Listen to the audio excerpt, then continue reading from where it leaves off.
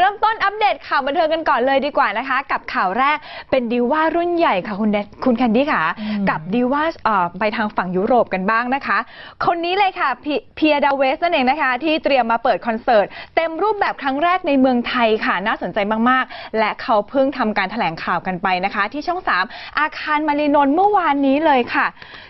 ซึ่งเพียดาเวสนะคะก็เดินทางมาร่วมแถลงข่าวด้วยตัวเองค่ะนอกจากนี้ยังมีผู้บริหารช่อง 3ค่ะคุณประชุมมารีนนท์ผู้บริหาร Search Entertainment พี่อาร์มวิบูลย์นะคะรวมถึงหัวเรือใหญ่ที่ทำหน้าที่ในการจัดคอนเสิร์ตก็คือพี่ติ๊กกัญญารัตน์ค่ะและเหล่านักแสดงที่ชื่นชอบในตัวของเธอมาร่วมงานกันคับข้างเลยนะคะ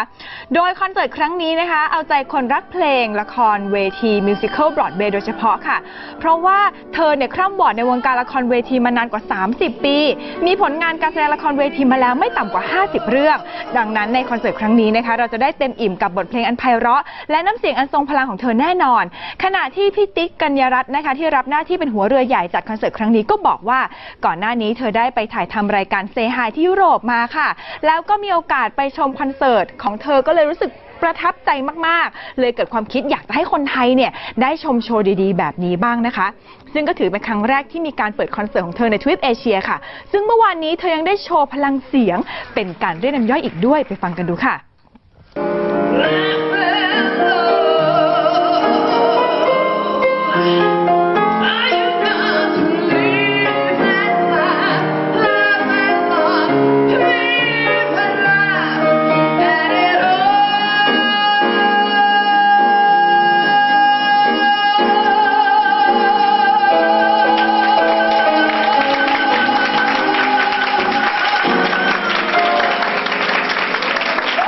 โอ้โหไพเราะมากๆเลยนะคะสำหรับคอนเสิร์ต Pia Dawes Live in Bangkok 2018 ค่ะจะมีขึ้นในวันที่ 13 สิงหาคมนี้ที่หอประชุมเล็กศูนย์วัฒนธรรมแห่งประเทศไทยนะคะเวลา 1 ทุ่มตรงสำรองบัตรกันได้ที่ไทยทิกเก็ตเมเจอร์โดยรายได้ส่วนหนึ่งจะนำไปช่วยเหลือการกุศลด้วยค่ะโอ้โหนี่ขนลุกเลยนะคะ Pia Dawes ของเราที่ถือเป็นการมาทางฝากเอเชียครั้งแรกด้วยใช่แล้วค่ะใครสนใจก็ไปซื้อบัตรกันนะคะ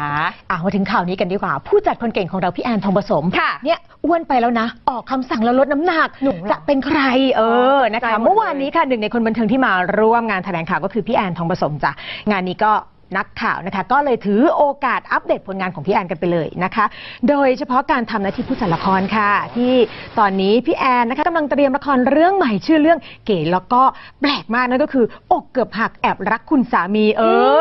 เรื่องนี้ได้หมากปรินแล้วก็มิวนิษฐานะคะมาเป็นพระนางค่ะซึ่งถือเป็นการประกบคู่กันครั้งแรกหลังจากที่คู่เนี้ยเขาเคยร่วมงานกันแบบเฉียดเท่านั้นเองนะคะในรากนาครามาแล้วแต่บอกก่อนเลยนะคะงานนี้ไม่ง่ายนะคะเพราะว่าก่อนจะเริ่มดำเนินการฟิตติ้งเนี่ยแววว่าพี่แอนเนี่ยออกใบสั่งให้พระนางต้องไปลดน้ำหนัก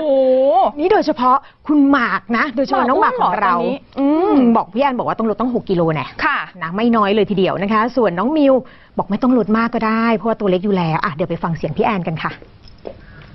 โจทย์ก็คือให้มิวกับหมากทำตัวผอมๆในเรื่องเขาต้องเล่นเป็นแบบย้อนวัยเป็นเด็กแบบเด็กมัธยมอะไรเงี้ยเรากลัวเดี๋ยวใส่ชุดแล้วมันดูไม่เชื่อหุ่นมันจะกลายเป็นผู้ใหญ่อะไรเงี้ยก็เลยบอกให้หมากแบบว่าผอมๆหน่อยนะ6 โลของหมาก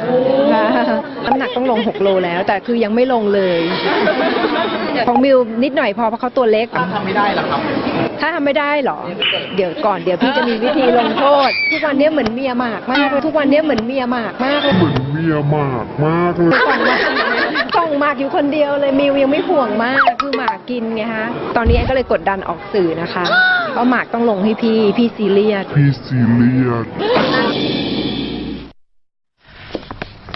โอ้โหเป็นยังไงคะสุดยอดเลยค่ะตอนนี้พี่แอนก็ออกตัวแล้วว่าตอนนี้เหมือนเมียหมากเลยนะคะเพราะว่าส่งIG ทีกว่าตัวแฟนเขาเองอีกตอนนี้6 กิโลใช่น้อยที่ไหนล่ะแต่ว่าดูยังไม่ออกนะคะคุณแคนดี้ว่าไหมถ้าดูดีอยู่เลยบอกว่าจะหล่อให้ดูเด็กไงละครนี้ต้องดูเด็กหน่อยนะคะเพราะงานนี้กดดันกันออกสื่อกันไปนะคะสำหรับน้องหมากปรินของเราค่ะ6 กิโลเบาๆโอเคเป็นกำลังใจให้พระนางทีมนี้ด้วยนะคะผู้จัดออกตัวแรงขนาดนี้แล้วขอให้ทำให้ได้เร็วๆก็แล้วกันค่ะ